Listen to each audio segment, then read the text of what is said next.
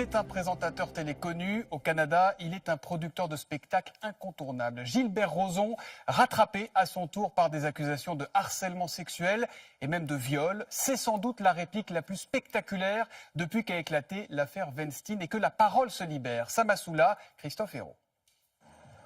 Au Canada, c'est la chute d'une figure aussi familière que puissante. Gilbert Rozon, une célébrité depuis plus de 30 ans, un magnat de l'humour que les Français connaissent comme juré dans l'émission « La France a un incroyable talent ». Aujourd'hui, 10 femmes l'accusent d'agression verbale, physique et même de viol. Elles sont comédiennes, réalisatrices, femmes d'affaires, étudiantes ou chercheuses. L'une d'entre elles, Patricia Tulane, est actrice. En 1994, après un dîner, il s'introduit de force chez elle.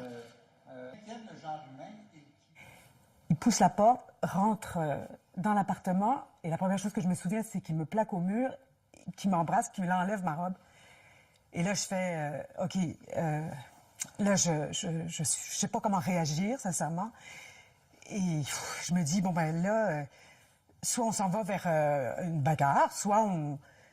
Je me suis dit, qu'est-ce qui est le plus simple pour moi, c'est de me laisser faire. Et donc, je me suis dit, ça va durer 10 minutes, il va s'en aller après, puis j'en ai débarrassé. Et c'est ça qui s'est passé. À l'époque, elle n'a pas osé porter plainte, dit-elle. C'est l'affaire Weinstein qui l'a décidé, elle et les autres femmes, à rompre le silence.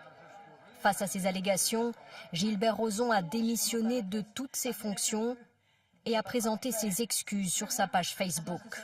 À toutes celles et ceux que j'ai pu offenser au cours de ma vie, je suis sincèrement désolé. Gilbert Rozon est le fondateur du plus grand festival d'humour au monde, Juste pour rire. Comme producteur, il a accompagné les plus grandes carrières, dont celle de Florence Foresti, Laurent Ruquier ou Franck Dubosc. Gilbert Rozon, c'est un incontournable dans le métier d'humour, oui, parce que c'était un précurseur.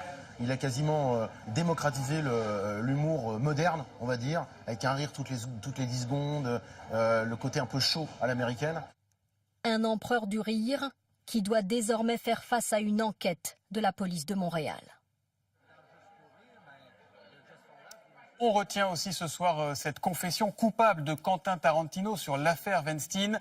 Les deux hommes étaient très amis. J'en savais suffisamment pour réagir plus que ce que j'ai fait. C'était plus que les rumeurs habituelles, les ragots, a déclaré le réalisateur américain au New York Times.